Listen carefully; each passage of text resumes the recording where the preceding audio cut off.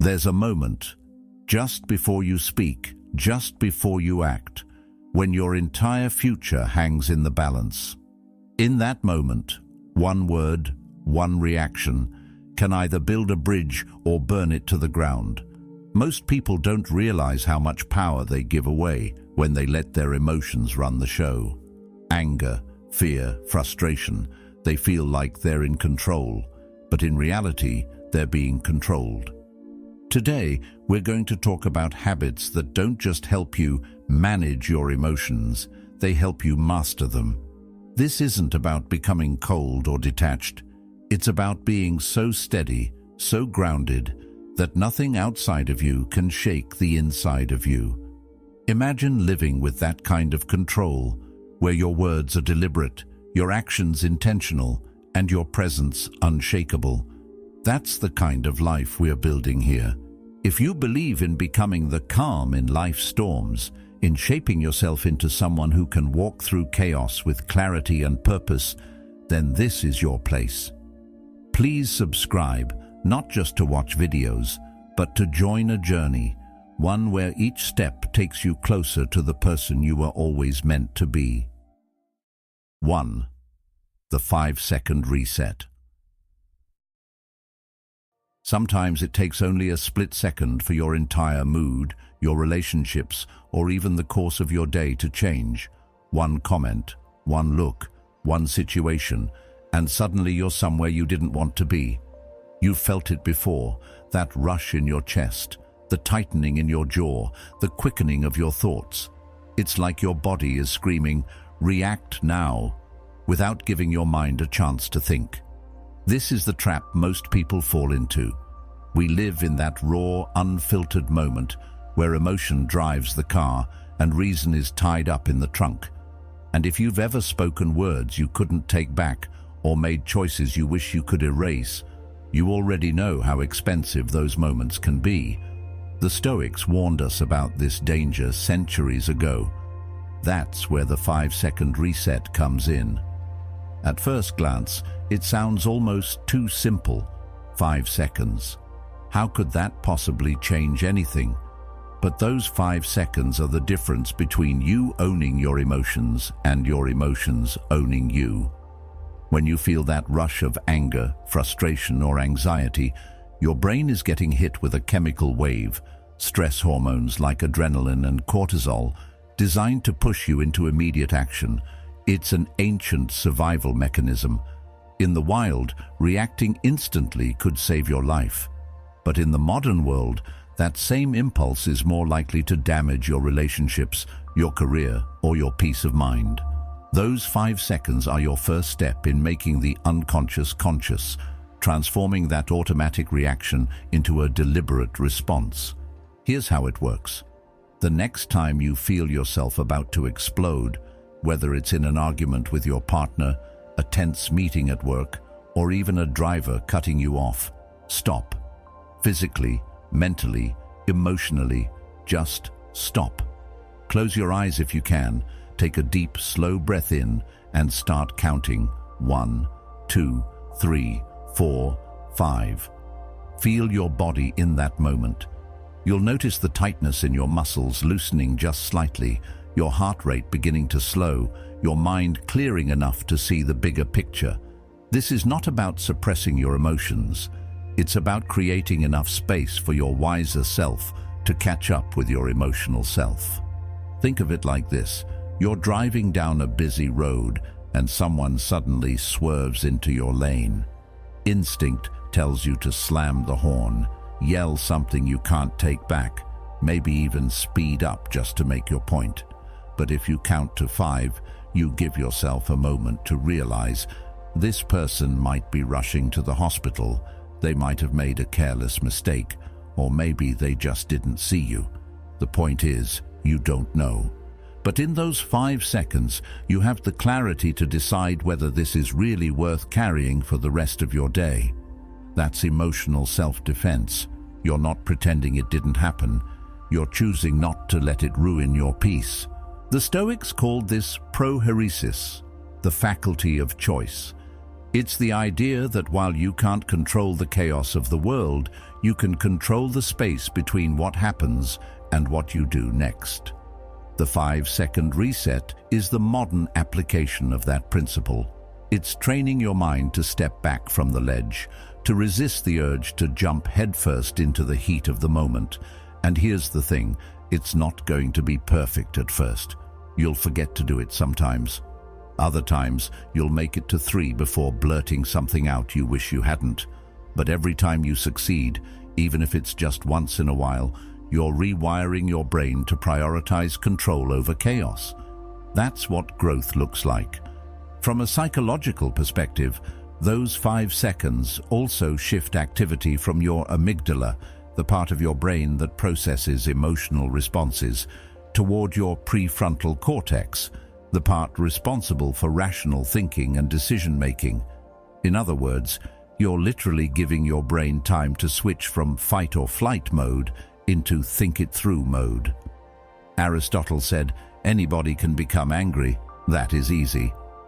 But to be angry with the right person, to the right degree, at the right time, for the right purpose, and in the right way, that is not within everybody's power and is not easy. The 5-second reset is how you begin to gain that power. Now, let's be real. 5 seconds won't make your problems vanish. It won't turn you into a Zen monk overnight, but it will keep you from pouring gasoline on a fire that could have burned itself out. Think about the last time you regretted something you said. What if you had given yourself 5 seconds to breathe before answering? Would you have said the same thing? Would you have said it in the same way? More often than not, the answer is no. Those 5 seconds are a gift you give to yourself and to everyone around you. They say, I'm in control here. My emotions don't get to dictate my behavior. Imagine applying this habit everywhere. Your partner makes a sharp comment, 5 seconds. Your boss criticizes your work in front of others, 5 seconds. A stranger online writes something insulting, 5 seconds. Over time, you start realizing how many storms pass on their own without you needing to step into them. That's the quiet power the Stoics admired, the ability to remain unmoved by every passing wave. Marcus Aurelius reminded himself daily, you have power over your mind, not outside events. Realize this, and you will find strength. This habit is the living proof of that philosophy in action. And here's where it becomes more than just a trick. It becomes a way of life. You start to see that it's not about counting, it's about cultivating presence.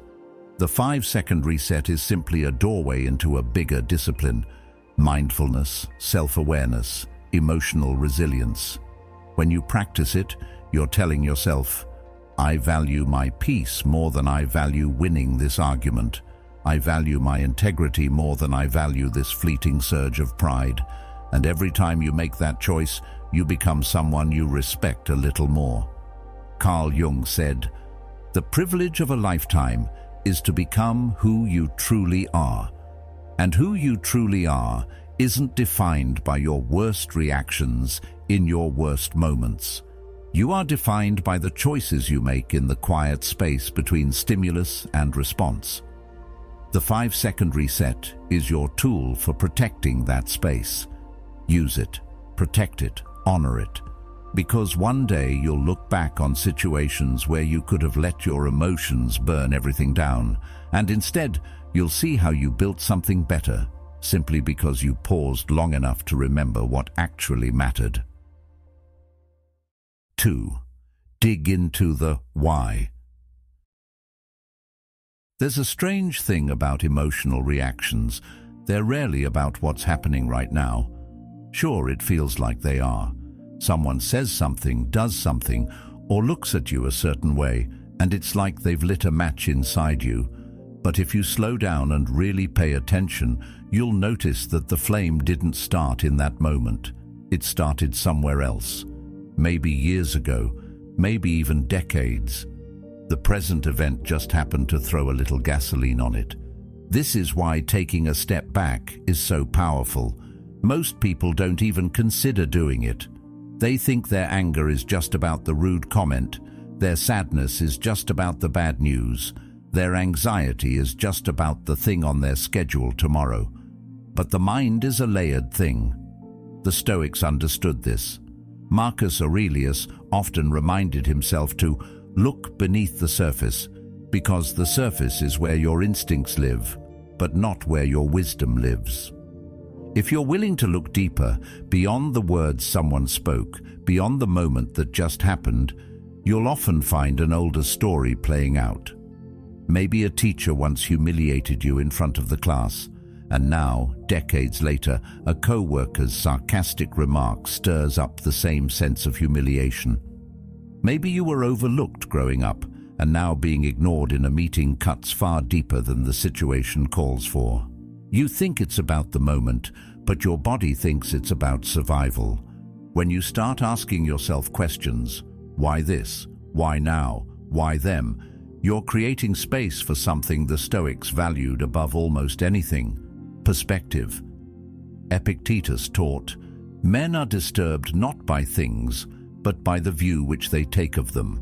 And if your view is clouded by old pain, you're not actually seeing the moment for what it is.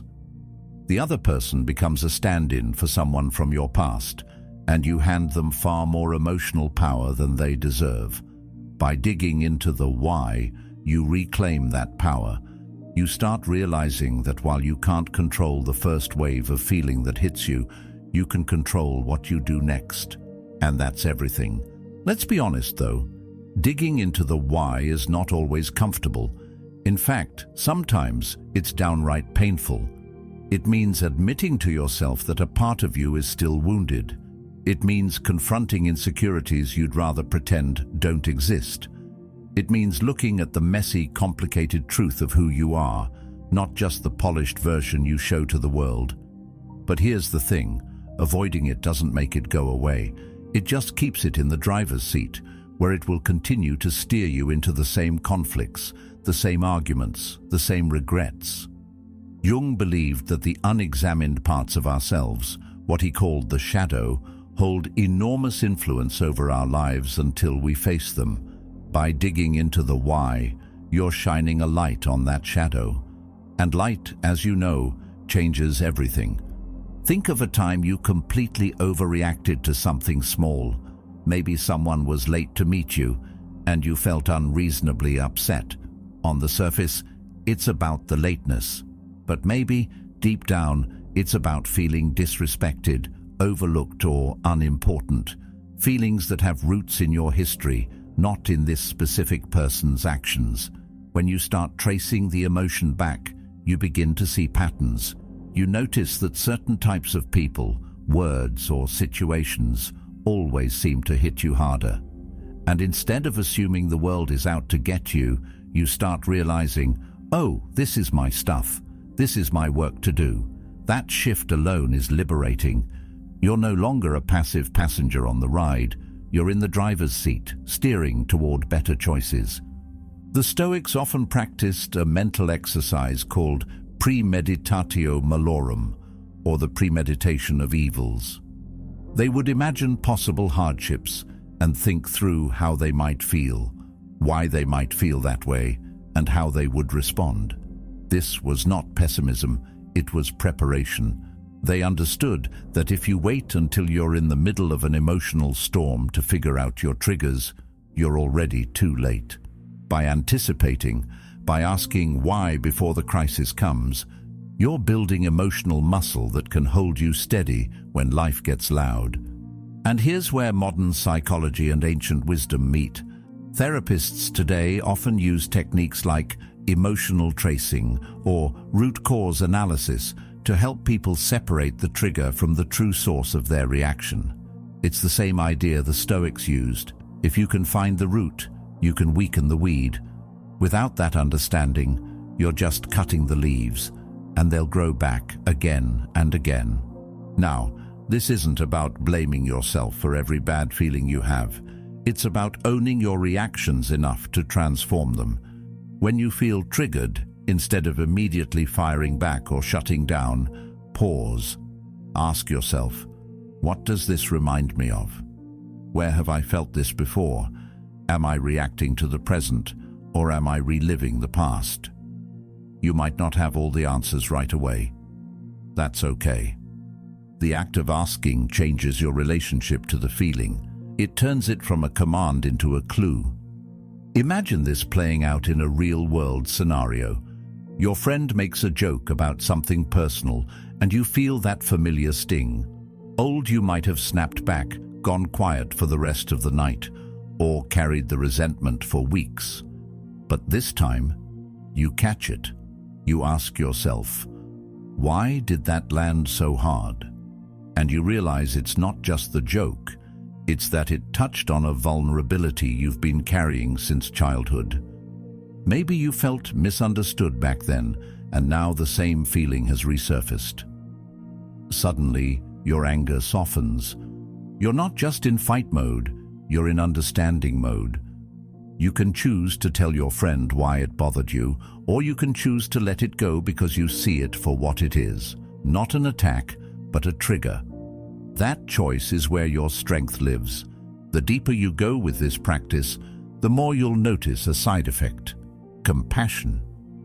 When you understand that your own reactions often come from old wounds, it becomes easier to see that other people's reactions do too. That co-worker who overreacts in meetings. Maybe they were never taken seriously at home. That friend who's overly defensive. Maybe they were criticized more than they were praised. This doesn't mean you excuse bad behavior. It means you approach it with more perspective, which gives you more options in how to respond. And here's the real beauty of it. The more you practice asking why, the less often you'll get stuck in the same emotional loops. You start catching yourself earlier. You start seeing the patterns before they play out. And slowly, the things that used to set you off lose their power. You're no longer a match waiting for a spark. You're the one holding the extinguisher, fully aware of where the flames might start and ready to keep them from spreading. Marcus Aurelius once advised himself, "If you are distressed by anything external, the pain is not due to the thing itself, but to your estimate of it, and this you have the power to revoke at any moment." Digging into the why is how you revoke that power from the triggers in your life and return it to yourself. It's how you stop reacting blindly and start responding with the kind of clarity that changes not just your day, but the way you live. 3. Don't let resentment brew. It's strange how we think time will heal certain wounds when, in reality, it often just hides them under thicker layers of dust. We tell ourselves, "I'll get over it," or "it's not worth bringing up," but the truth is, unresolved tension doesn't dissolve, it ferments. What starts as a small irritation becomes a low hum in the background of your mind, quietly influencing your mood, your words, and even your decisions. Resentment is like emotional mold. It spreads silently, and by the time you notice it, it's already affecting everything around it. The Stoics would have recognized this pattern easily. Marcus Aurelius once reminded himself, "The best revenge is to be unlike him who performed the injury." But here's the thing. If you're carrying resentment, you may think you're being the better person, when in reality, you're still chained to the person or event you're trying to rise above. Holding on to resentment is exhausting, not just emotionally, but physically. Studies in psychology show that suppressed anger and bitterness can increase stress levels, weaken your immune system, and even affect your sleep. You might think you're ignoring it, but your body isn't fooled. It keeps score. Carl Jung wrote, "What you resist persists." If you resist acknowledging your resentment, it doesn't disappear. It burrows deeper, shaping your inner world in ways you don't always see. That's why the Stoics spoke so much about clarity and truth. They understood that facing reality, no matter how uncomfortable, is the first step to freedom. Pretending you're fine is not the same as actually being fine. The danger with letting resentment brew is that it changes you subtly. You might become colder, more guarded, or more cynical without even realizing it. You might avoid certain people, places, or conversations, not because the present moment is dangerous, but because the past is still whispering in your ear.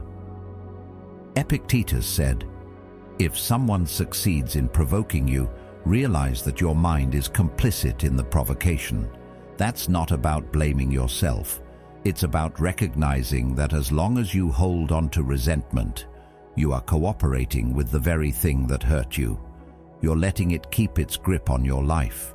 The antidote isn't denial, it's confrontation. Not the aggressive point a finger and shout kind, but the courageous, clear, and calm kind. It's saying, "This happened, it hurt, and I'm willing to talk about it." It's addressing the wound before it festers into something bigger. And yes, it's uncomfortable. It forces you to be vulnerable. But vulnerability is not weakness. It's the doorway to real resolution. Aristotle believed that virtue lies in the balance between extremes, in this case, between explosive anger and silent bitterness. By having the conversation, you're choosing the middle path, neither bottling it up nor letting it erupt. Think about how resentment behaves in relationships. A friend cancels on you repeatedly without explanation. You don't say anything, telling yourself it's not worth the drama. But over time, every text they send irritates you a little more. You stop answering as quickly. Your tone shifts. One day, something small sets you off, and you react in a way that surprises even you. The friend is confused because they don't see the months of silent frustration that built up in the shadows. This is what happens when you let resentment pile up. It turns molehills into mountains, and by the time you try to climb them, you're already out of breath. From a Stoic perspective, addressing resentment early is a way of maintaining inner order. The injury might be a single moment, but resentment makes you relive it over and over. Each time, it leaves another scratch on your peace of mind. And here's the most ironic part. While you're carrying all that weight, the person you're resentful toward may not even know. They're living their life, while you're lugging around an invisible burden they don't feel. That's why holding on to resentment is like drinking poison and expecting the other person to get sick. It just doesn't work that way. Now, confronting resentment doesn't always mean confronting the person directly.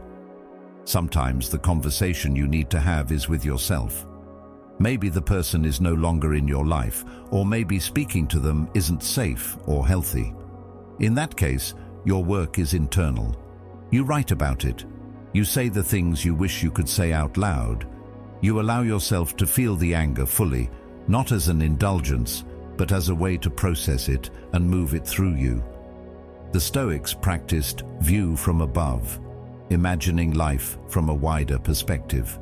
When you zoom out far enough, you realize that most grudges shrink in size compared to the whole span of your life. That perspective doesn't erase the hurt, but it does make it easier to loosen your grip. Carl Jung believed that what we leave unexamined in ourselves often gets projected onto others. If you've ever found yourself suddenly irritated by someone for no clear reason, it might be because they mirror a part of yourself you haven't accepted. Resentment can sometimes be less about the other person's flaw and more about your own unacknowledged pain. By doing the work, reflecting, writing, asking hard questions, you separate the real wound from the imagined one. That clarity is liberating. It's also worth remembering that resentment thrives in silence. Left unspoken, it grows wild. This is why clear communication is not just a relationship skill, it's a form of emotional hygiene. You wouldn't leave your home uncleaned for months and expect it to be pleasant to live in. Why treat your inner life any differently? When something bothers you, speak up, not with hostility, but with honesty. When you said that, I felt hurt. When this happened, I felt overlooked. It's simple but powerful. You're not accusing, you're revealing. And in that revealing, you create a space where resolution is possible. The Stoics knew that emotional control doesn't mean emotional avoidance. Marcus Aurelius admitted in his journals that he had to deal with difficult people daily, but he also reminded himself that those people were part of the same human family, subject to the same flaws and weaknesses he carried himself. This mindset doesn't mean tolerating mistreatment, but it does mean recognizing the shared humanity in those who hurt us. When you see that, resentment loses some of its sharpness. Picture this. You're carrying a heavy bag of rocks. Each rock is a grudge, a slight, an unresolved tension. Some of them you picked up years ago, others you added just last week. At first, you tell yourself it's fine, you're strong enough. But over time, the bag gets heavier and you start moving slower. Life feels harder, not because the world has changed, but because you're weighed down. Now imagine setting that bag down. The relief, the lightness, the freedom to move again. That's what letting go of resentment feels like. Seneca said, "He who suffers before it is necessary suffers more than is necessary." Resentment makes you suffer before, during, and long after the original event. Letting it go doesn't mean you approve of what happened. It means you refuse to keep suffering for it. You choose your own peace over the satisfaction of holding on. And that choice, repeated over time, changes you. You become lighter, quicker to forgive, not because you're naive, but because you're wise enough to know that bitterness costs more than it's worth. In the end, resentment is a debt you pay for someone else's actions. The Stoics, Jung, Aristotle, they all, in different ways, urged us to stop paying that debt. Face the tension, have the conversation, do the inner work, not for them, but for you. Because the moment you stop letting resentment brew is the moment you start reclaiming your energy, your clarity, and your life. And that, more than any grudge, is worth holding on to. 4. Name it to tame it. There are moments in life when your emotions feel like a tangled ball of wires, knotted, messy, and impossible to separate. You know you're feeling something, but it's so jumbled you can't quite put your finger on what it is. One minute you're irritated, the next you're sad, and then suddenly you're snapping at someone for no clear reason. That's the tricky part about emotions. When they go unnamed, they roam free, causing chaos wherever they please. The truth is, when you don't take the time to identify what you're feeling, your emotions start running the show, silently pulling strings while you think you're in control. The Stoics had a very practical view on emotions. They didn't deny that feelings existed. They simply believed that in order to live a good life, you had to understand them, question them, and put them in their proper place. When you can label what's happening inside you, it's like turning on the light in a dark room. The monsters look smaller, the shadows lose their shape, and you can finally see where to step next. This is the essence of name it to tame it. You can't fix what you can't define. Imagine going to the doctor and saying, "I just feel bad." That's not enough for them to know if you've pulled a muscle, caught a virus, or broken a bone. They need specifics. The same goes for your emotional health. If you simply say, "I'm upset," you're dealing with a vague cloud of feeling that could be anger, disappointment, fear, guilt, or a mix of all four. But when you stop and ask yourself, "What exactly am I feeling?" you start peeling away the layers of confusion. Suddenly you're not fighting a faceless enemy. You're dealing with something you can understand, something you can respond to. Modern psychology backs this up. Neuroscientists have found that simply labeling an emotion, literally putting it into words, can reduce its intensity. It's called affect labeling, And it works because naming the feeling activates the prefrontal cortex, the part of your brain responsible for reasoning and decision-making. In other words, you're moving the experience out of the purely emotional part of your brain and into the rational part. That's how you stop spiraling and start thinking clearly again. Epictetus would have appreciated this science. He taught that it's not events themselves that disturb us, but our interpretation of them. Naming your emotion is the first step to changing that interpretation. Let's look at a real-world example. Say you're working on a project and someone makes a comment that hits you the wrong way. You immediately feel hot in the face, your chest tightens, and you want to fire back with something sharp. If you don't pause to identify what's happening, you might think, "I'm angry." But maybe you're not truly angry. Maybe you're embarrassed because you felt criticized in front of others. Or maybe you're anxious because their comment made you doubt your abilities. Those are very different emotions, and they require different responses. Anger might push you to defend yourself. Embarrassment might push you to avoid the situation, and anxiety might push you to seek reassurance. But you'll only choose the right path if you know which emotion you're actually dealing with. The Stoics would tell you that emotions are like signals. They're there to inform you, not to control you. When you can't name what you're feeling, you suffer twice. First, from the emotion itself, and second, from the confusion of not knowing what to do with it. That's why the act of naming it is so powerful. It's not about pretending the feeling isn't there. It's about understanding exactly what it is so you can deal with it properly. And let's be honest, sometimes what we call anger is actually hurt. Sometimes frustration is just unspoken fear. And sometimes sadness is really exhaustion in disguise. By naming your emotions, you strip away the false labels you've been living with and replace them with truth.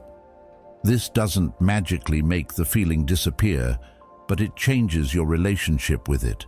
You go from being inside the storm to standing outside, watching it pass, knowing it will move on. There's also a level of self-respect involved here. Taking the time to figure out exactly what you're feeling is a way of saying, "My inner world matters. I'm worth understanding."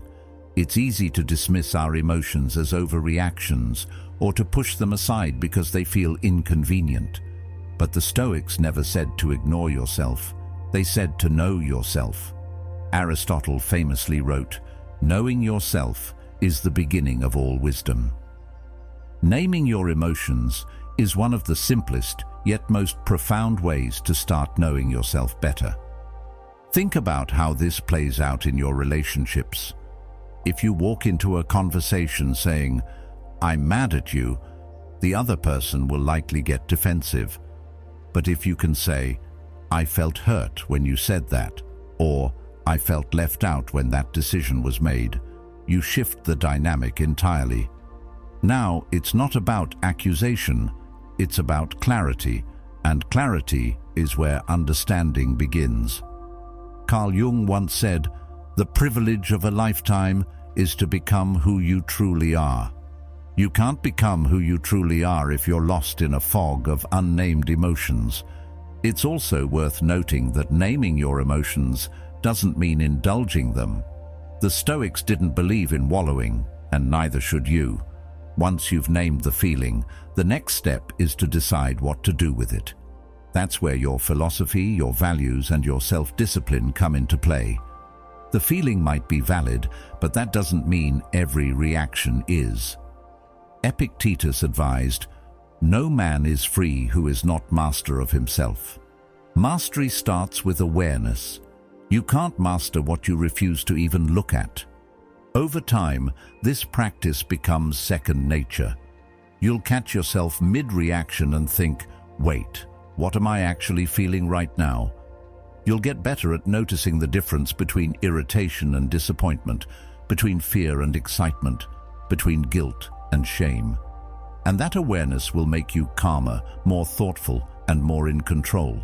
It's not about becoming emotionless, it's about becoming emotionally intelligent. And the more emotionally intelligent you are, the more resilient you become in the face of life's challenges. Naming your emotions is like mapping uncharted territory. At first, it feels awkward. You're not sure which paths to take or how to describe the landscape. But the more you practice, the clearer the map becomes. Eventually, when an emotion rises up, you'll know exactly where you are and how to navigate through it. Naming your emotion is the first step toward changing that judgment, toward reclaiming your ability to see clearly and act wisely. And here's the thing, emotions aren't the enemy. They're part of being human. They're like visitors knocking at your door. If you ignore them, they might pound harder. If you let them in without asking who they are, they might make a mess. But if you open the door, greet them by name, and decide how long they can stay, you remain the host. That's the essence of the Stoic approach, to acknowledge reality, understand it, and respond in a way that aligns with your highest self. Next time you feel that storm brewing inside you, don't rush to silence it or let it take over. Stop, breathe, ask yourself, what exactly am I feeling? Name it, own it. And in that moment, you'll discover what the Stoics knew all along. Naming your emotions is the first step to taming them, and taming them is the first step to true strength. 5. Keep stress in check. There's a reason why the same small annoyance can roll off your back one day and completely unravel you the next. It's not always about the event itself. It's about the state you're already in when it happens. If your mind is calm, if your energy is balanced, you can navigate challenges with clarity.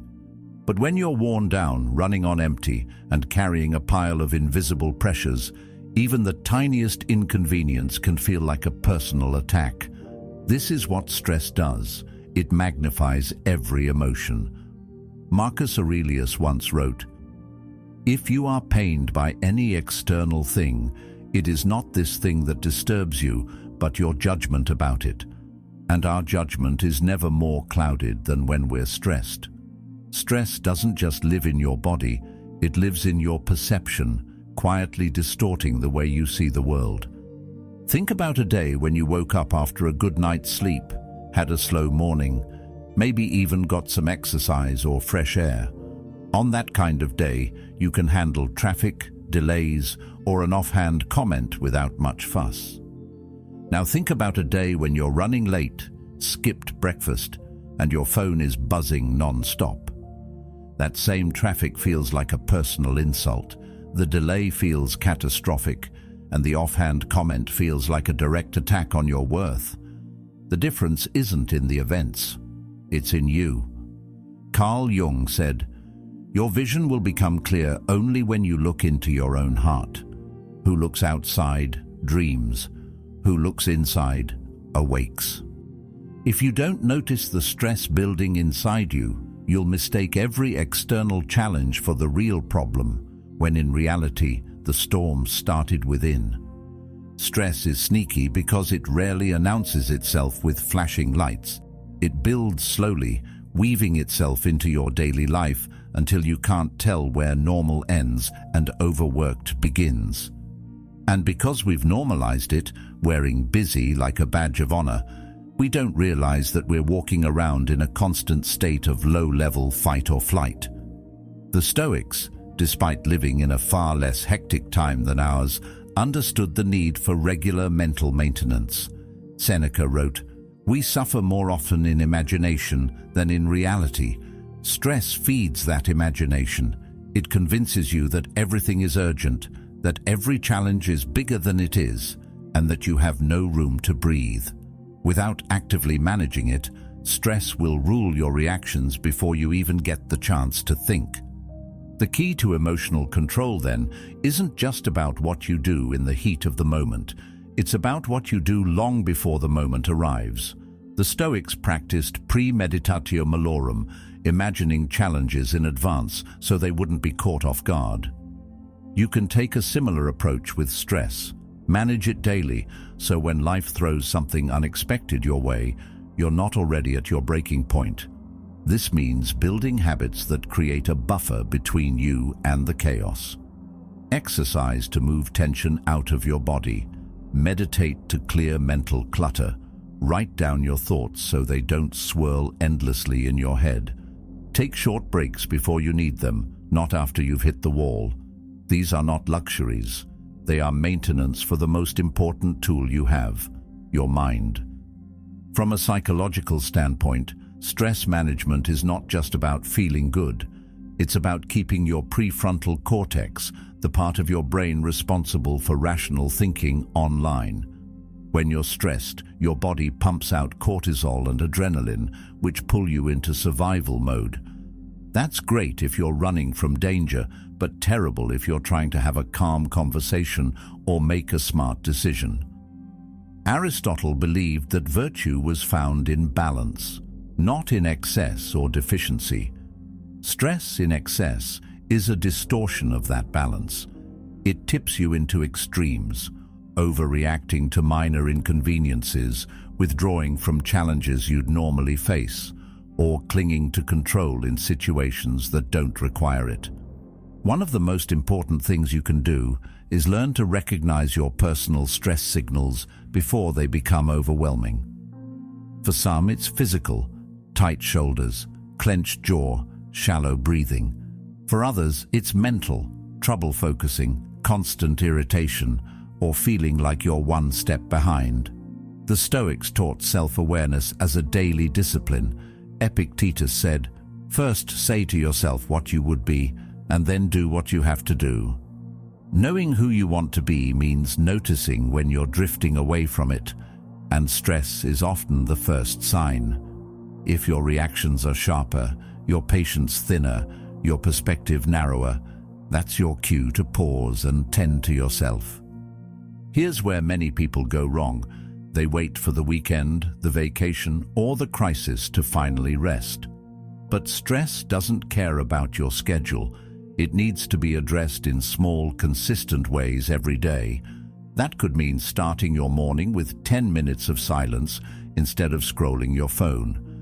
It could mean getting outside for a walk between meetings. It could mean saying no to commitments you know will stretch you too thin. There's also a connection between stress and the stories we tell ourselves. Under stress, we tend to default to worst-case thinking. A late email reply becomes a sign we've upset someone. A delay in traffic becomes a conspiracy of bad luck. The antidote is to slow down enough to challenge those stories. Is this really a disaster or just an inconvenience? Is this person actually angry with me, or am I projecting my own anxiety? The less stress you're carrying, the easier it is to make those distinctions. Stress magnifies those irritations, making them feel personal and urgent. But if you can keep stress in check, you create a mental gap between the trigger and your reaction, a space where you can choose your response rather than be hijacked by emotion. That space is where emotional control lives, and stress management is what keeps it wide open. The Stoics didn't have smartphones, traffic jams, or 24-hour news cycles, but they understood the principle that still applies today. Guard your inner peace as fiercely as you guard your possessions.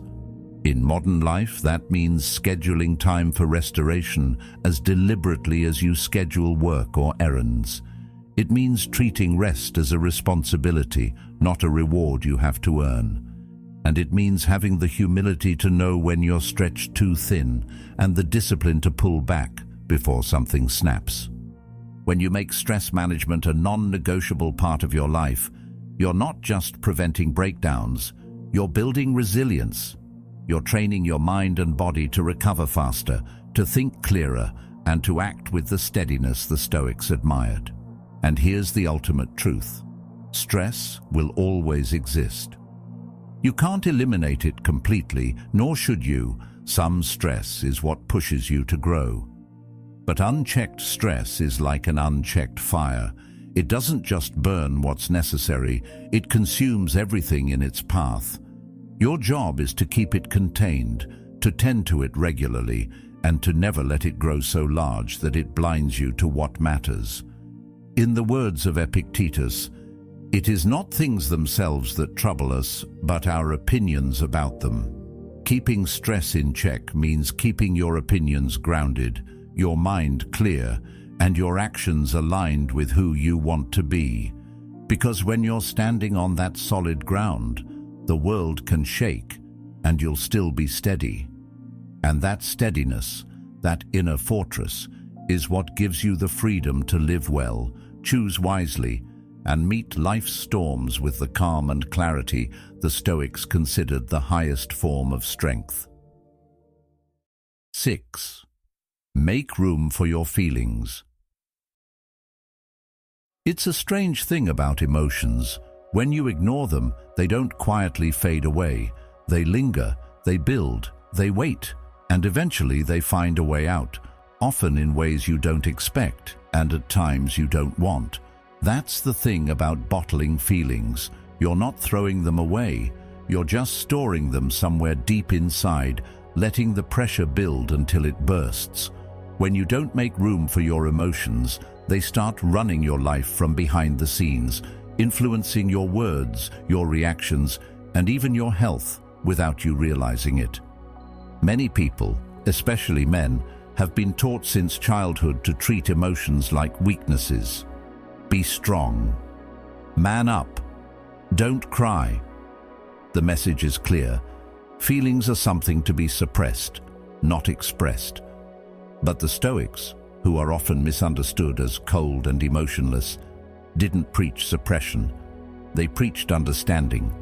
They believed that emotions were part of human nature, but they also believed in the importance of not being ruled by them. When you bottle up emotions, they often come out sideways. A small annoyance turns into an overreaction. A minor disagreement turns into a full-blown argument. Sometimes the emotion doesn't even show up where it belongs. You might feel angry, but instead of addressing the cause, you take it out on the wrong person. This is the danger of not making room for your feelings. They don't stay neatly in the container you've put them in. They leak. They seep into your thoughts, your behavior, your decisions. Seneca wrote, "It is more civilized to make fun of life than to bewail it." But humor alone isn't enough to process emotions. If all you do is mask them with distractions, they remain in you, quietly shaping your inner world. Making room for your emotions doesn't mean letting them dictate every move you make. It means giving them a safe, controlled space to exist so they don't burst out uncontrollably. Think of it like a pressure valve. If you release a little at a time, you prevent an explosion. That's why it's so important to find healthy outlets. Journaling is one of the most effective. When you put your feelings into words, you give them structure. What was once a fog in your mind becomes something you can look at, examine, and understand. Modern psychology confirms that expressive writing can reduce stress, improve mood, and even strengthen immune function. The Stoics, in their own way, practiced a form of journaling every day. Talking to someone you trust is another powerful way to make space for your feelings. It doesn't have to be a formal therapy session. Although therapy is invaluable for many people, it can be as simple as sitting with a friend who listens without judgment. Sharing your feelings out loud has a grounding effect. You hear yourself, you get feedback, and you often find clarity just by articulating what's been swirling around in your mind. Epictetus reminded his students, "We have 2 ears and 1 mouth, so that we can listen twice as much as we speak." But that wisdom also works in reverse. Sometimes we need to speak to hear ourselves more clearly. For those who aren't ready to talk openly, even recording a voice note to yourself can help. It might feel awkward at first, but hearing your own voice express what you're going through makes the emotion feel less abstract. It's no longer just an invisible weight in your chest. It's something you can identify, acknowledge, and work with. Carl Jung noted, "I am not what happened to me. I am what I choose to become." When you give your feelings a voice, you're choosing not to be defined by what you've held inside. You're deciding to work through it. The danger of bottling emotions is not just in emotional blow-ups, it's also in the slow erosion of your mental and physical health. Chronic stress, anxiety, depression, even physical ailments like headaches and digestive issues can stem from unprocessed emotions. The mind and body are not separate. When you stuff emotions down, your body carries the weight of them.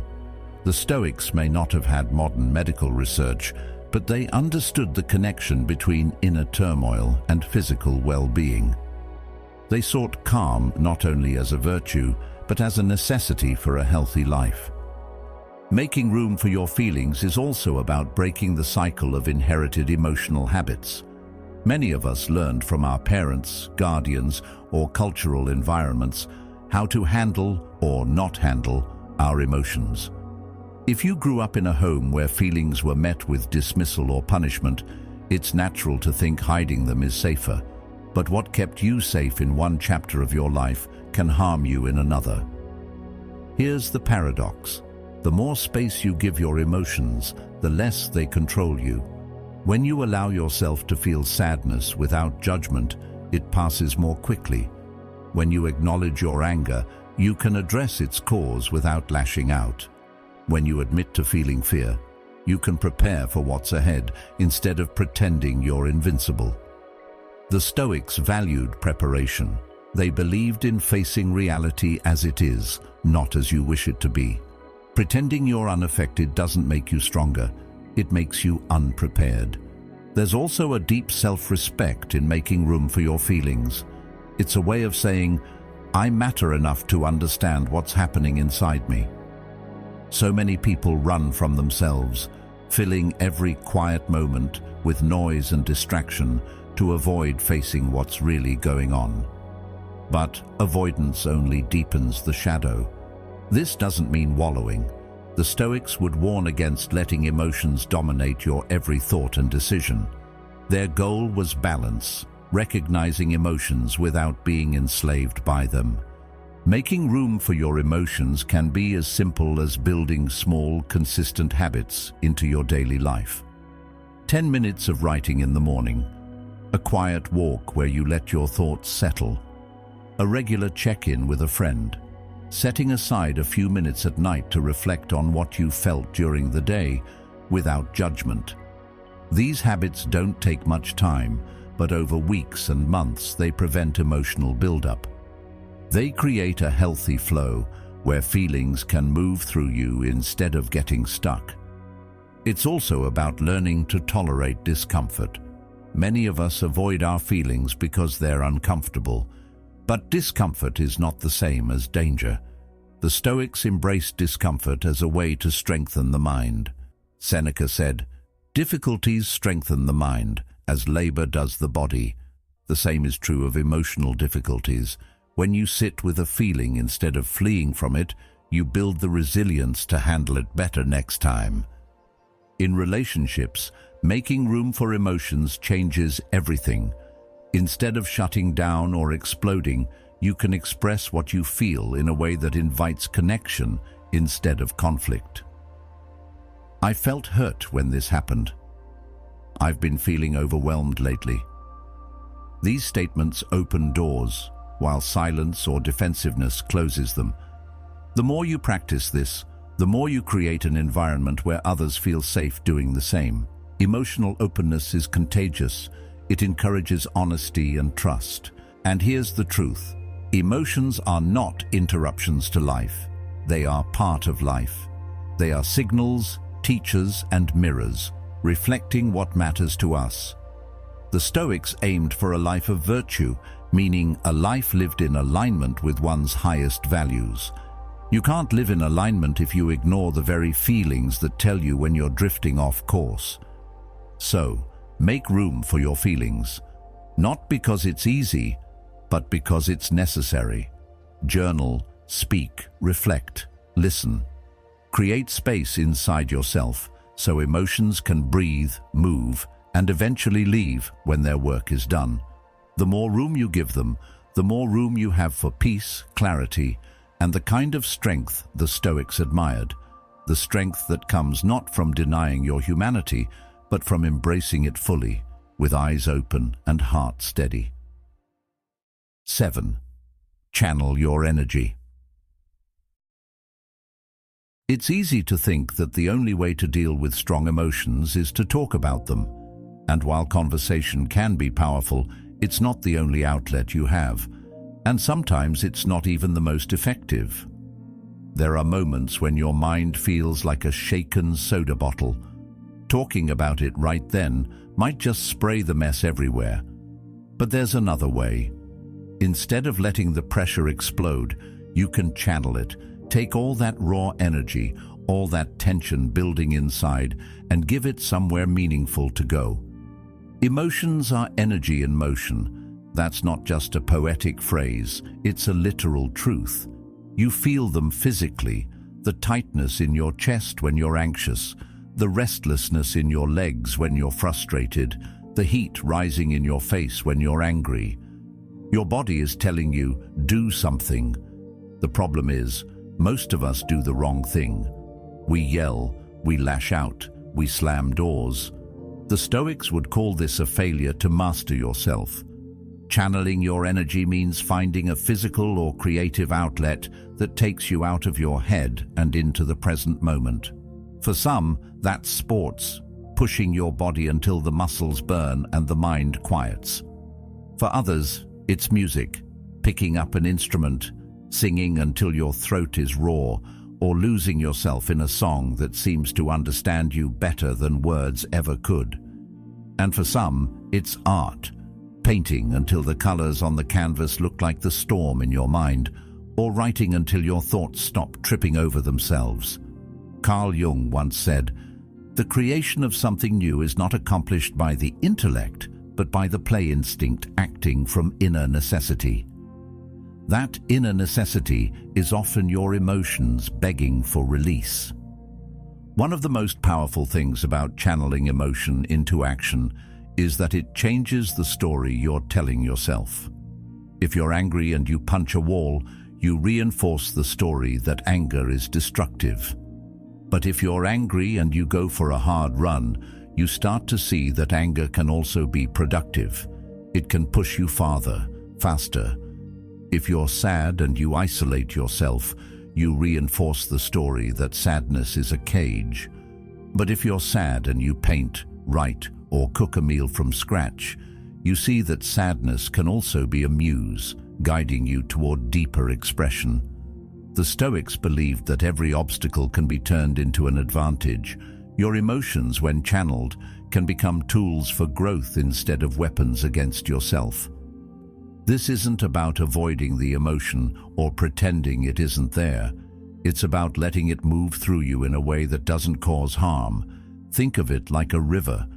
If it's blocked, the water builds up and eventually floods everything around it. But if you give it a channel, it flows smoothly, giving life to everything in its path. Your energy works the same way.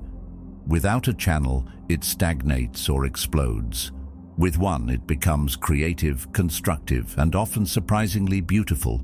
From a psychological perspective, this process is called sublimation, transforming intense or potentially harmful impulses into socially acceptable and even admirable behaviors. Freud talked about it, but the Stoics lived it. They believed in discipline, in turning raw impulses into refined action. That's why Marcus Aurelius didn't just fight battles, he also wrote meditations. It's why Seneca didn't just speak philosophy, he crafted letters that still inspire 2,000 years later. They were channeling their thoughts, their fears, their frustrations into something lasting. You might think, but I'm not an artist or an athlete or a musician. That doesn't matter. Channeling your energy is about process, not performance. You don't have to show anyone your work, time your run, or sing in tune. The value is in the doing, not the result. If cooking calms you, then cook like the meal is the only thing in the world that matters. If gardening grounds you, then dig into the soil until your hands remember what it feels like to create life from nothing. If cleaning helps you think clearly, then clean until your space reflects the order you want in your mind. The Stoics would tell you that the way you do anything is the way you do everything. By channeling emotion into action, you're training yourself to respond with intention instead of reaction. You're building the muscle of self-mastery without suppressing your humanity. And over time, you'll notice something powerful. The very activities you use to process your emotions become part of your identity. You stop thinking, "I need to run because I'm stressed," and start thinking, "I'm someone who runs." You stop thinking, "I need to paint because I'm upset," and start thinking, "I'm an artist." The action you choose becomes a part of who you are, not just something you do when things get rough. Carl Jung observed, "One does not become enlightened by imagining figures of light, but by making the darkness conscious." Channeling your emotions is a way of making that darkness conscious. You're not just blowing off steam. You're taking something raw, something difficult, and turning it into something tangible you can work with. It's the opposite of letting emotions control you. It's using them as raw material for your own growth. It's also worth saying that not all channels are healthy. Some people turn to drinking, reckless spending, or other self-destructive habits to cope. These feel like release valves, but they're really just traps, keeping you in the same cycle of pain. The Stoics would remind you that virtue is the goal. Choose channels that bring you closer to the person you want to be, not farther away. Aristotle said, "We are what we repeatedly do." Excellence, then, is not an act, but a habit. The channels you choose often become habits, so choose ones that build you. The beauty of channeling your energy is that it teaches you to meet yourself where you are. If you're restless, move. If you're heavy with emotion, create. If your mind is noisy, focus on something tangible and demanding, like building, fixing, or organizing. And if your energy is low, sometimes channeling means giving yourself permission to rest without guilt, because restoration is a form of preparation. Over time, you start to see patterns. You'll know which activities calm your mind, which ones help you think clearly, and which ones reconnect you to your values. You'll also learn that the very moments you feel least like doing these things are often the moments you need them most. The Stoics didn't wait for the storm to pass before they trained themselves. They trained in the middle of it. And that's what channeling your energy is. Training in the storm so you're stronger when the next one comes. So the next time you're overwhelmed, ask yourself, where can I put this? Don't just carry it. Don't just suppress it. And don't just unload it on the people around you. Find your channel. Run until your legs remind you you're alive. Paint until the colors on the canvas make sense of what words can't. Play music until the notes match the rhythm of your heartbeat. Build something, fix something, grow something. Use the energy, not as something to fear, but as something to fuel you. Because that's what emotional mastery really looks like. Not the absence of feeling, but the ability to take whatever comes and turn it into something that serves you. The Stoics didn't aim to be emotionless. They aimed to be unshakable. And when you learn to channel your energy, you realize that even the heaviest emotions can become part of the foundation you stand on, not the weight that crushes you. 8. Flip to their perspective. It's amazing how quickly we can turn someone into the villain of our story. One comment, one action, one misunderstanding, and suddenly they're the problem. We frame the moment in a way that paints us as the one who's right and them as the one who's wrong. And in that mindset, empathy feels like the furthest thing from possible. When emotions are running hot, the last thing you want to do is pause and think about their side. But here's the irony. The very thing you resist in those moments is often the one thing that can diffuse the tension, protect your peace, and open a door to resolution. Marcus Aurelius, who spent his life surrounded by politics, betrayal, and war, reminded himself daily, whenever you are about to find fault with someone, ask yourself, what fault of mine most nearly resembles the one I am about to criticize? That's perspective. And perspective changes everything. When we're angry or hurt, our mind narrows. It's like tunnel vision. We focus only on what they did to us, how it made us feel, and how we're going to respond.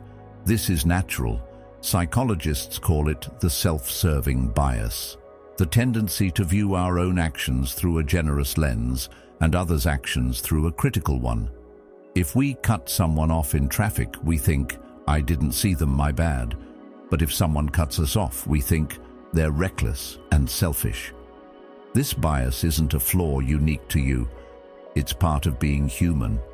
The Stoics understood this long before modern psychology.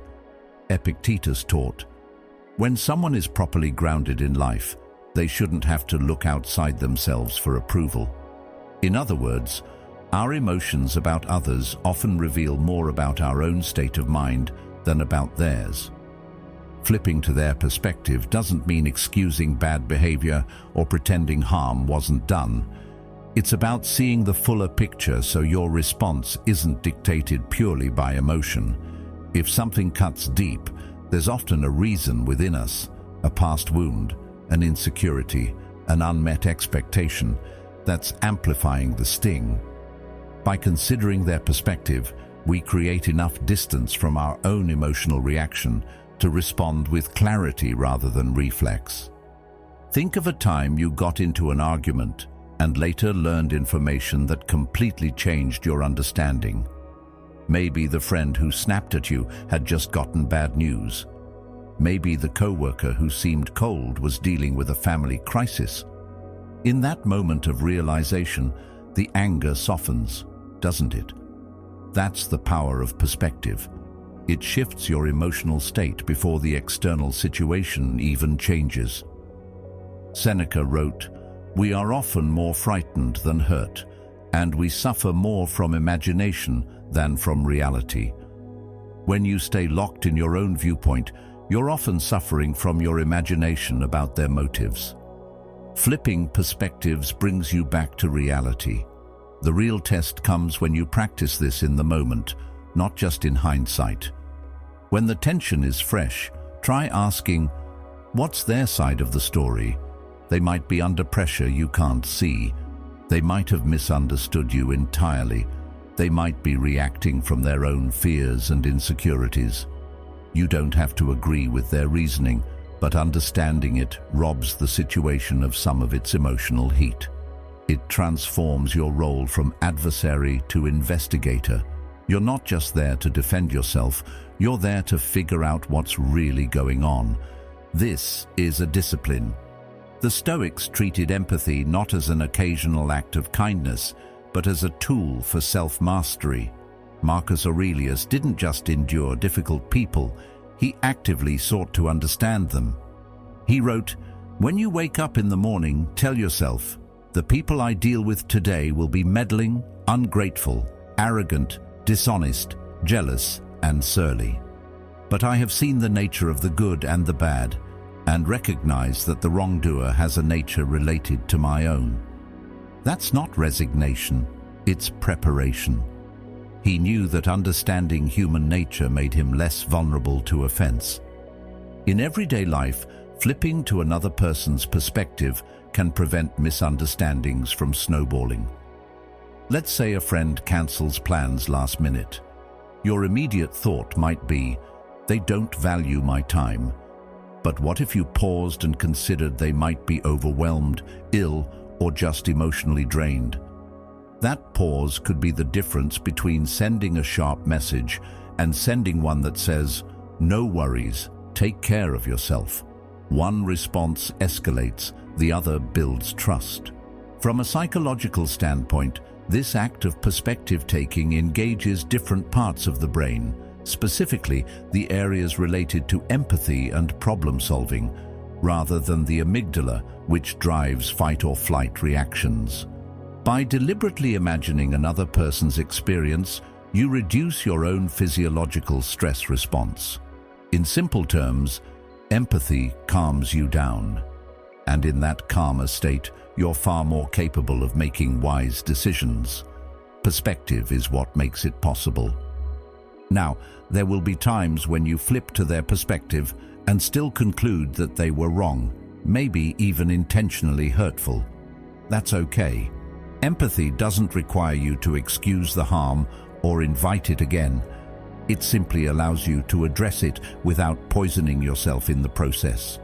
The Stoics would remind you that your peace is too valuable to hand over to anyone, no matter how justified your anger may feel. Understanding someone's motives can make setting boundaries easier because you're doing it from a place of clarity, not chaos. It's worth remembering, too, that empathy is a two-way street. When you consistently practice it, you create an atmosphere where others are more likely to extend the same to you. Relationships built on mutual understanding can weather conflicts without falling apart at the first sign of disagreement.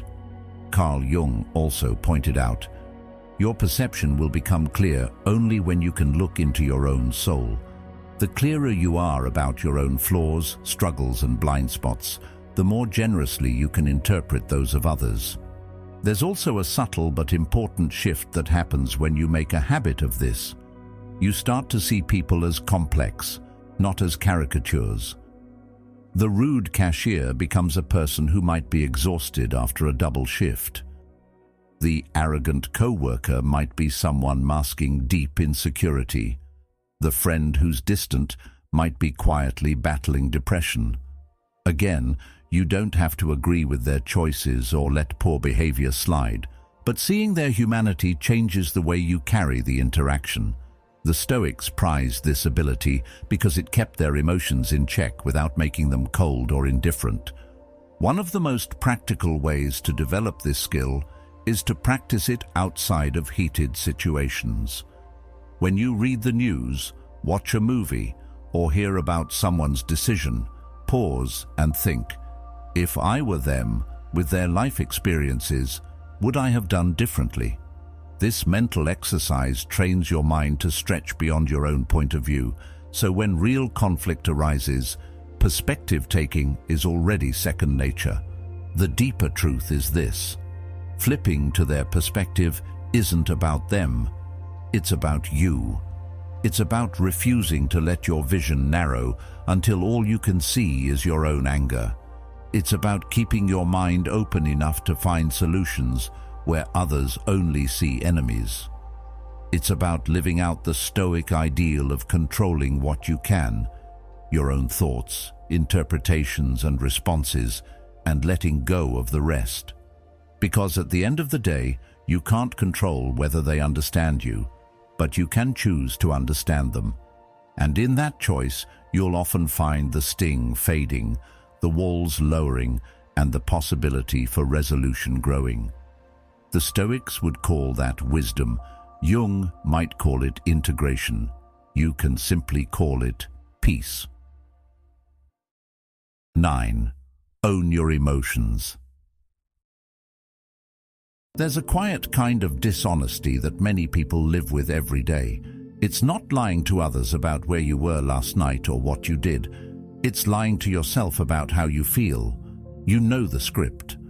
Someone asks, "Are you okay?" And without hesitation you respond, "I'm fine." The words roll out automatically, even if your chest feels heavy, your mind is a mess, or your stomach is in knots. It's easier that way. Easier than explaining, easier than feeling exposed, easier than risking judgment. But here's the truth. When you bury your emotions under layers of "I'm fine," you don't actually get rid of them. You just push them into the shadows where they have more control over you than ever before. The Stoics understood this deeply. People often mistake Stoicism for the absence of emotion, as if Marcus Aurelius or Seneca walked around unaffected by the storms of life. But that's not the case. Stoicism isn't about being emotionless. It's about being honest with yourself about what you feel and then deciding, with discipline, how you're going to respond. You can't examine your judgment or change your perspective if you're pretending there's no pain to begin with. Owning your emotions is the first step toward mastering them. There's a dangerous misconception in our culture that emotions, especially difficult ones, are weaknesses. We've been taught to see sadness as fragility, anger as loss of control, fear as cowardice. And for men especially, there's an added layer of conditioning. Be strong, hold it in, don't let anyone see you break. But what's really happening when you bottle everything up? You're carrying a backpack of bricks that no one else can see. On the outside, you look composed. On the inside, you're exhausted from the weight. And the longer you refuse to unpack it, the heavier it becomes. Owning your emotions is like turning on the lights in a dark room. Suddenly, you can see the furniture. You can move around without tripping over things. You might not like what you see, but at least now you can do something about it. When you don't own your emotions, your imagination takes over. You start telling yourself stories about what's happening inside you, stories that are often far worse than the truth. But when you acknowledge what you're feeling, yes, I'm angry, yes, I'm anxious, yes, I feel hurt, you strip away the mystery. The feeling is no longer this vague, looming cloud. It's something concrete you can work with. From a psychological perspective, denying emotions doesn't make them disappear. It actually makes them stronger. Suppressed emotions tend to resurface in other ways. Irritability, fatigue, trouble focusing, even physical symptoms like headaches or stomach problems. Your body will always try to process what your mind is avoiding. Jung warned that what you resist persists. By resisting your emotions, you're not keeping them out. You're keeping them in, where they have more time and space to grow. Owning your emotions isn't about overindulging them either. It's not about letting them take the wheel or dictate your every move. The Stoics would never encourage wallowing. Instead, it's about meeting your emotions like you would a visitor at your door. You acknowledge their presence, you let them speak, and then you decide how long they get to stay. You don't have to hand them your keys and let them move in, but you also don't slam the door in their face and pretend no one's there. Think about the last time you felt truly angry. Did you admit it to yourself right away? Or did you try to reframe it as, I'm just tired, or it's no big deal? What happened after? Chances are the feeling didn't go away. It just leaked out in snappy comments, passive-aggressive behavior, or a restless mind that wouldn't let you sleep. Now imagine that same moment, but instead of pretending, you say, either out loud or in your own head, I'm angry. Just those two words. It's amazing how much relief can come from simply calling a thing what it is. There's also a deeper layer here. When you own your emotions, you give yourself permission to be human. Too many people live under the illusion that they have to be unshakable all the time. But unshakable doesn't mean unfeeling. The Stoics didn't deny grief. They wrote about it. They didn't deny fear. They prepared for it. They didn't deny frustration. They examined it until it lost its power. Knowing yourself means knowing the full spectrum of your feelings, not just the ones you're comfortable with. Owning your emotions also makes your relationships stronger.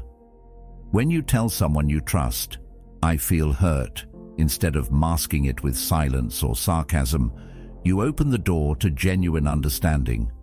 And when you communicate that honestly, you're far less likely to let resentment build. Resentment often grows in the space between what we feel and what we admit.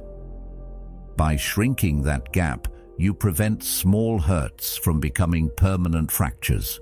Of course, there's a vulnerability in owning your emotions. It's not always safe to do it with everyone.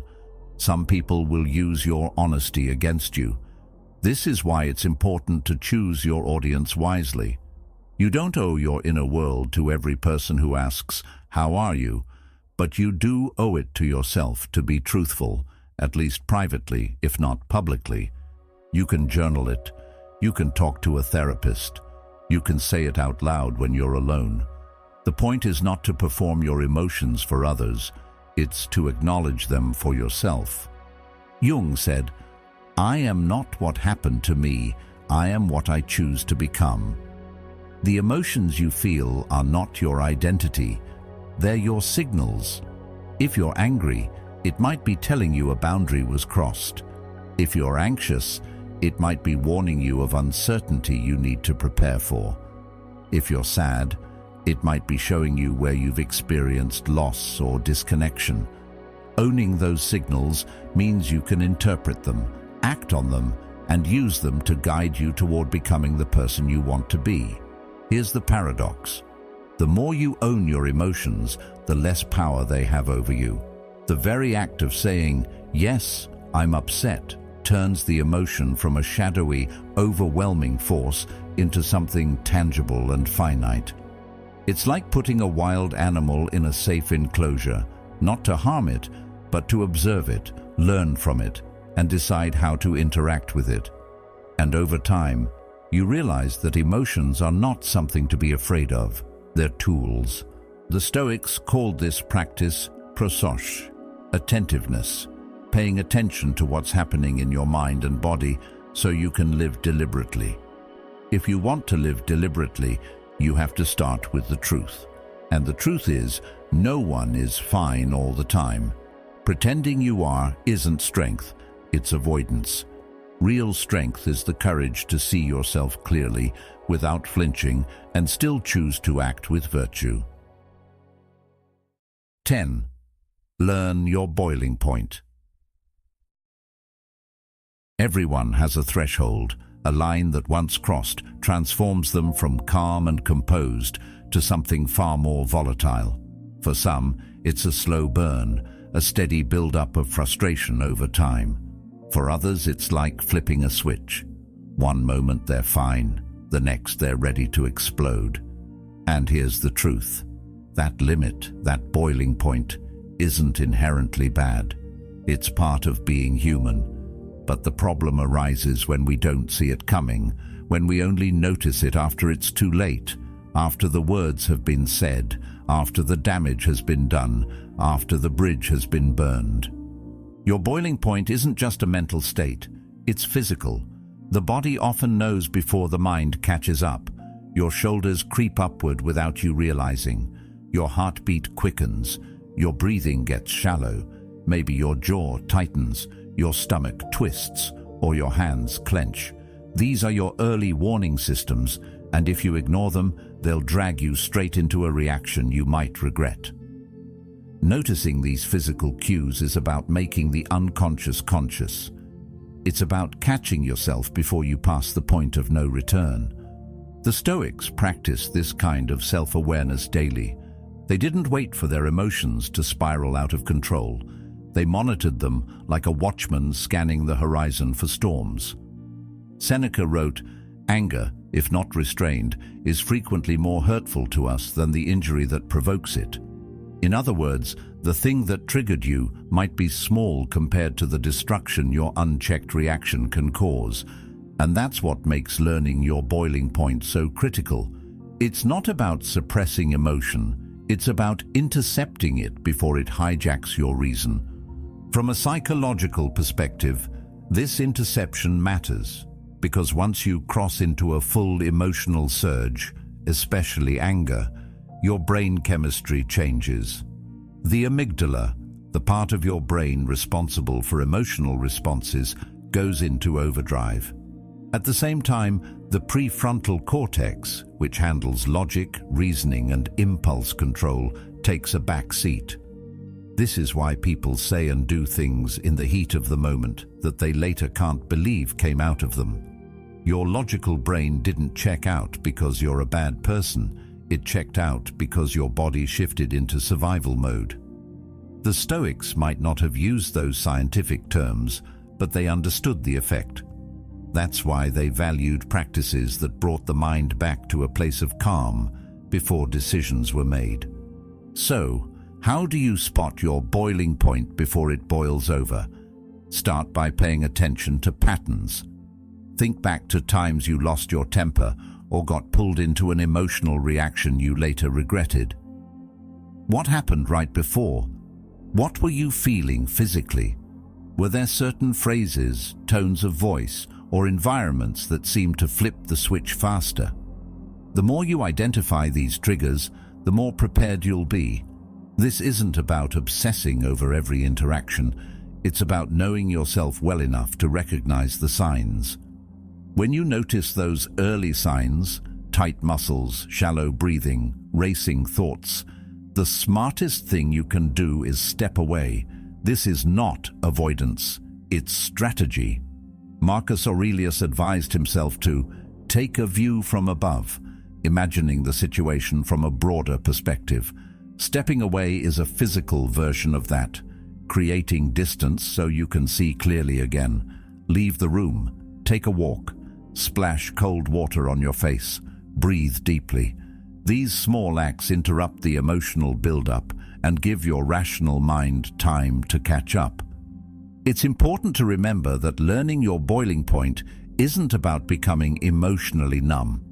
The Stoics didn't aim to erase emotion, they aimed to guide it. Emotions, including anger, are signals. Anger might be telling you a boundary has been crossed. Frustration might be telling you something is unfair or inefficient. The key is to receive the signal without letting it set the entire house on fire. Your boiling point can actually be a teacher. It can show you where your boundaries are, what values matter most to you, and what unresolved issues still need attention. One practical approach the Stoics might have appreciated is what modern psychology calls urge surfing. Instead of acting on the urge to lash out, you ride it like a wave. You notice the peak, the intensity, and then you let it pass without trying to force it away. It takes practice, but it works because most emotional surges are short-lived if you don't feed them with more angry thoughts or reactive actions. This is why stepping away and taking time to breathe is so effective. It breaks the cycle before you add more fuel to the fire. And here's something worth reflecting on. Your boiling point is often lower when you're already stressed, tired, or overwhelmed. This is why managing your overall mental and physical health is essential to emotional control. The Stoics spoke about living in harmony with nature, which in part means respecting the limits of your own body and mind. If you're constantly running on empty, you're walking around with your emotional temperature already high. It doesn't take much heat to push you into boiling.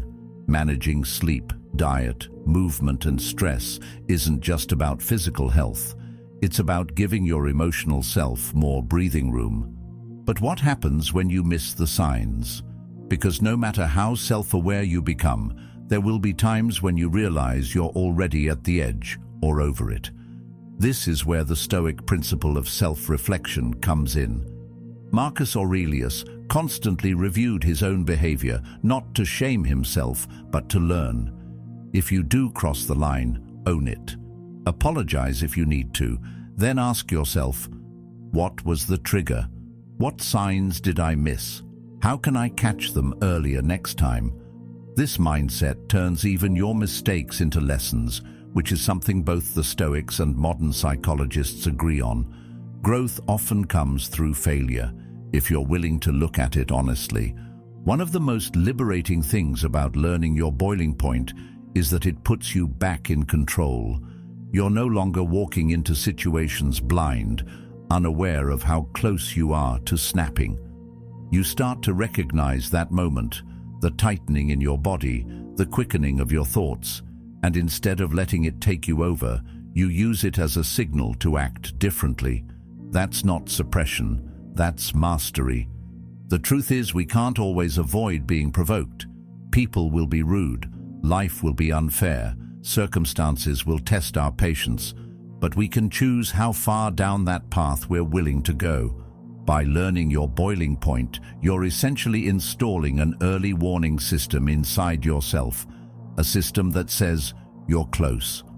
Pause here, and the more you listen to it, the less damage you'll have to undo later. In the end, The goal isn't to never feel anger or frustration. The Stoics would tell you that these emotions are part of the human experience. The goal is to catch yourself before those emotions make decisions for you, to know when the heat is rising and to take steps to cool it down before it boils over. That's the art of emotional control, not being untouched by life, but being unshaken by it. And when you can do that, you're no longer at the mercy of your boiling point. You're the one turning down the flame. 11. Create your personal mantra. There are moments in life when your emotions feel like they're about to sweep you away. A conversation turns tense, an email hits a nerve, or life throws something completely unexpected at you, and suddenly your mind is no longer calm and steady. It's racing, reacting, and ready to fire back. In these moments, it's easy to forget who you want to be, and instead become who the situation tries to make you. That's why you need an anchor, something to hold on to when the waves rise.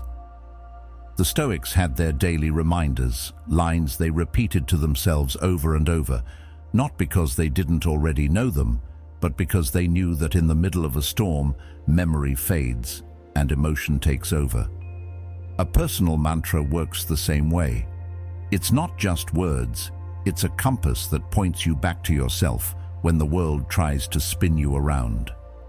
A personal mantra is short, simple, easy to remember even when your mind is scattered. It's something you can repeat under your breath, in your head, or even write down and carry with you. Think of it like a mental shield. The beauty of a mantra is that it bypasses overthinking. When you're in a heated moment, your brain isn't always interested in slow, careful reasoning. It wants to act fast. A mantra is like an emotional circuit breaker. Instead of going straight into the reaction you'll regret later, the mantra slips in and reminds you, this is who I am.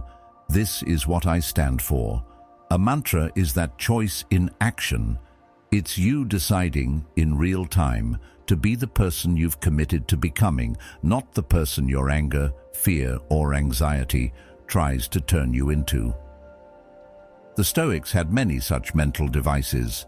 They would rehearse phrases each morning to prepare their minds for the challenges ahead. Seneca wrote, "All cruelty springs from weakness." A line like that could serve as a mantra for someone who wants to stay compassionate even when provoked. Or Epictetus's reminder, it's not what happens to you, but how you react to it that matters. The key is to find words that speak to your deepest values, because when emotions are high, you don't rise to the occasion, you fall to your level of preparation. And a mantra is part of that preparation. Your mantra should be personal, not something you pull from a list of inspirational quotes just because it sounds nice, but something that feels like yours, something that, when you say it, you feel it in your bones. It might be, I choose peace. It might be, I don't break my own rules. It might be, I am the calm in the storm. Whatever it is, it should feel like you are speaking directly to yourself, not to impress others, not to fit a trend, but to remind yourself of the standard you've set for your life. Once you've found it, you practice it, not just in moments of crisis, but every day, until it becomes second nature. The Stoics called this premeditatio, mental rehearsal. Your mantra should be part of your daily mental training. Say it in the morning when you wake up, in the middle of the day when you pause, and at night when you reflect. The more you repeat it in calm moments, the more it will be there for you in chaotic ones. From a psychological perspective, mantras work because they engage your focus and interrupt negative thought spirals. They give your brain a clear, simple task. Repeat the words, hold the meaning. This keeps you from ruminating on what's gone wrong and instead directs your attention toward what you can control, your mindset, your actions, your principles. In cognitive behavioral therapy, there's a technique called thought replacement. where you consciously swap an unhelpful thought with one that aligns better with your goals. A mantra is thought replacement in its purest form. It's also worth noting that a mantra isn't about denying reality. If you're stressed, angry, or anxious, you're not pretending those emotions don't exist. The Stoics didn't run from their feelings. They acknowledged them, examined them, and then decided what to do next. Your mantra doesn't erase what's happening.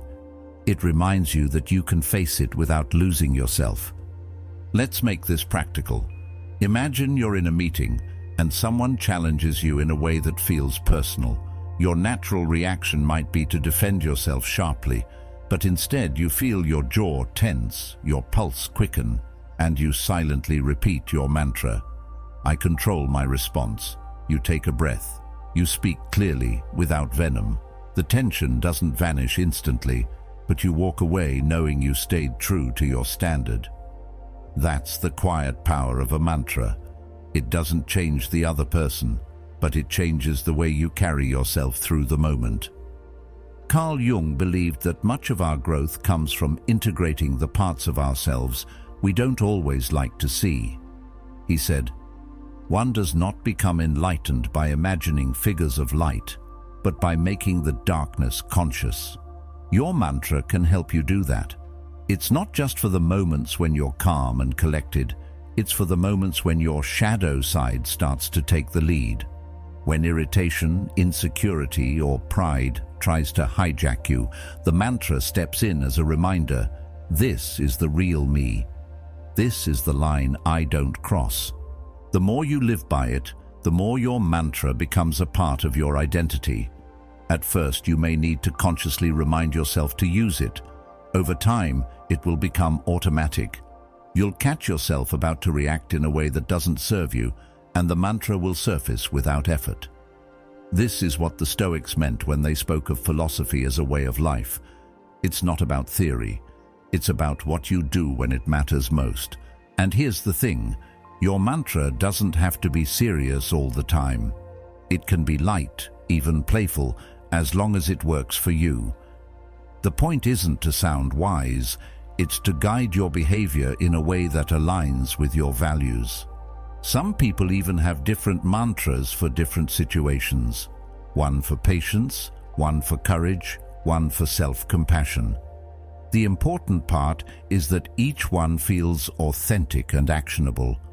You may also find that your mantra evolves over time. As you grow, your priorities shift. The words that once motivated you might not hold the same weight later. That's okay. The Stoics constantly revised their own reflections because life is never static. The key is to keep your mantra relevant to the person you are becoming, not just the person you are now.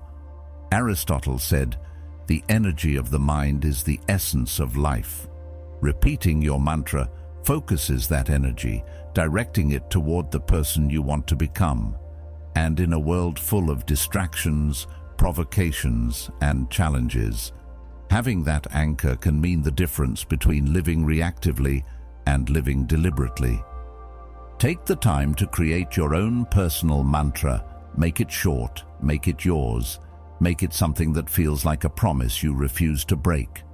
And then practice it until it's a part of you. Because when the emotional storms come, and they will, those few words might be the one thing that keeps you standing firm, facing the wind, and walking away with your integrity intact. That's the kind of strength the Stoics understood. And that's the kind of strength you can build, one repetition at a time. 12th, breathe like you mean it.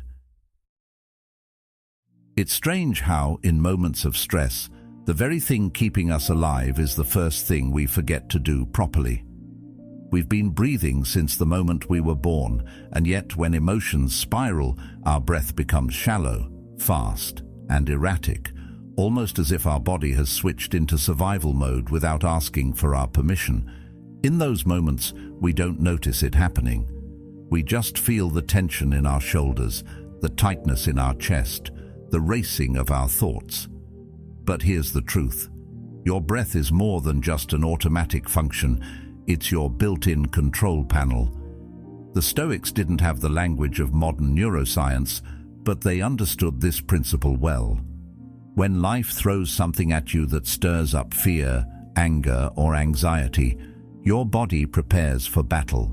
Your sympathetic nervous system, the part responsible for the fight or flight response, kicks in. Your heart rate increases, your muscles tense, and your breathing speeds up to get more oxygen to your body for action. That's great if you're running from danger, but most of the time, the danger is an email, a conversation, or an unexpected piece of news. Our body is reacting as if it's life or death, even when it isn't. Carl Jung once said, "Until you make the unconscious conscious, it will direct your life, and you will call it fate." Becoming aware of your breath in those moments is a way of making the unconscious conscious. It's realizing, I am safe right now, and I can tell my body to stand down.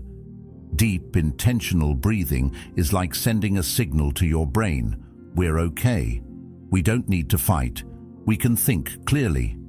Inhaling deeply activates the sympathetic nervous system in a measured, controlled way, giving you the energy to remain present without tipping into panic.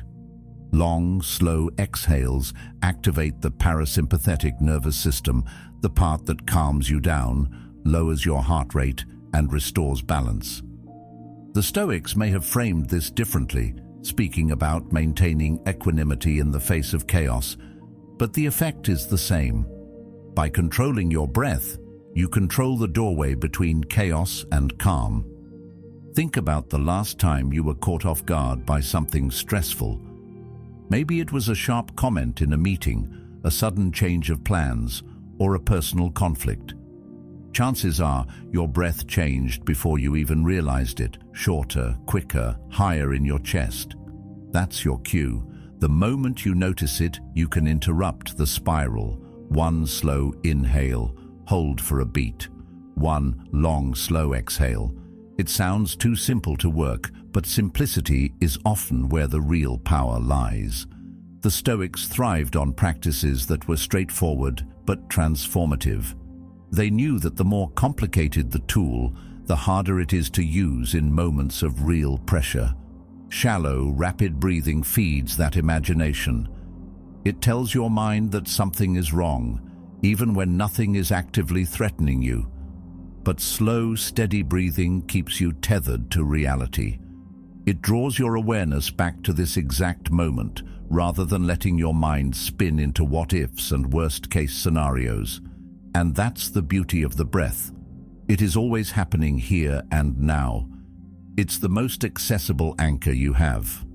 From a psychological standpoint, deliberate breathing has measurable effects. Studies show it can reduce cortisol levels, the stress hormone, improve focus, and even lower blood pressure. But the value isn't just in the biological changes, it's in the shift of perspective it creates.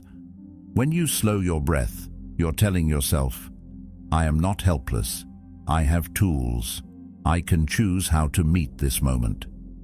Making conscious breathing a habit means excellence in emotional control becomes second nature, not just something you reach for in emergencies. The Stoics also spoke about preparation. Marcus Aurelius would start his day reminding himself that he would encounter rudeness, arrogance, and misunderstanding, and that these things need not disturb his mind. You can do the same with your breath. Practice when you're calm so it's second nature when you're not. Take a few minutes each morning to sit quietly, breathing in deeply for a count of 4, holding for a count of 4, exhaling for a count of 6. Feel your shoulders drop. Feel your jaw unclench. This isn't wasted time. It's training for when the real test comes. And the real test will come. You'll find yourself in traffic, feeling the heat rise in your face. You'll get that message that makes your chest tighten. Someone will push your buttons without warning. In those moments, it's easy to get pulled into the current of reaction. But here's where breathing with intention changes everything. Choosing to pause and breathe means choosing not to become the worst version of yourself in response to the situation. It means buying yourself a few seconds to remember your values, your goals, and your composure. This is why breathing is more than just a relaxation technique. It's a form of self-mastery. The Stoics aim to remain steady regardless of external events. Breath is the bridge between the body's instinct to react and the mind's ability to respond. By focusing on it, you're not suppressing your emotions. You're creating enough space to decide how you want to engage with them. That space, those few extra seconds, are often the difference between regret and self-respect. It's worth noting that not all breathing is equal. When you're stressed, you might think you're taking deep breaths when you're really just expanding your chest. True calming breaths come from the diaphragm. Place a hand on your stomach. When you inhale, your stomach should rise more than your chest. This sends the strongest signal to your nervous system that it's time to calm down. Long exhales are especially important. They're like hitting the brakes on your body's stress response. There's also something grounding about making breath your focus. When you count the length of your inhale and exhale, you pull your mind away from the source of stress and into something simple and constant. This mirrors the Stoic practice of focusing on what's within your control. You can't control the traffic, the email, or the other person's tone, but you can control your breath in this moment. And that's enough to start shifting the entire situation. Over time, breathing like you mean it changes the way you move through the world. You become less reactive, not because life gets easier, but because you've built a habit of creating space between stimulus and response. You stop getting swept away by every emotional wave because you've learned how to steady the boat before the water even gets rough. And it's not just about managing negative emotions. Intentional breathing can deepen positive ones too. Taking a few slow breaths during a joyful or peaceful moment helps you fully absorb it, anchoring it in your memory. The Stoics believed in living in harmony with nature, and what's more natural than the breath? It's the rhythm of life itself, a reminder that you are here, alive, and capable of meeting whatever comes your way. Jung once remarked that who looks outside dreams, who looks inside awakes. Breathing is one of the simplest ways to look inside, to awaken to what's happening in your mind and body before it spills out into your words and actions. The next time you feel emotions start to spiral, don't underestimate the simplest tool you have. One slow inhale, one long exhale, repeat. This isn't weakness, it's not avoidance, it's reclaiming control in the most immediate, tangible way possible. Because when you breathe like you mean it, you're not just calming your body, you're telling your mind, I am here, I am steady, I choose how I meet this moment. And that choice is where real strength lives. In the end, your breath, your mind, and your choices are yours alone. No storm, no chaos, no person can take that from you unless you hand it over. Guard it well. Let every inhale remind you of your strength, and every exhale release what you cannot control. Thank you for being a part of Stoic Journal. If you're ready to take this journey even deeper, watch one of the suggested videos on your screen now. Your next step toward calm, clarity, and self-mastery is just one click away.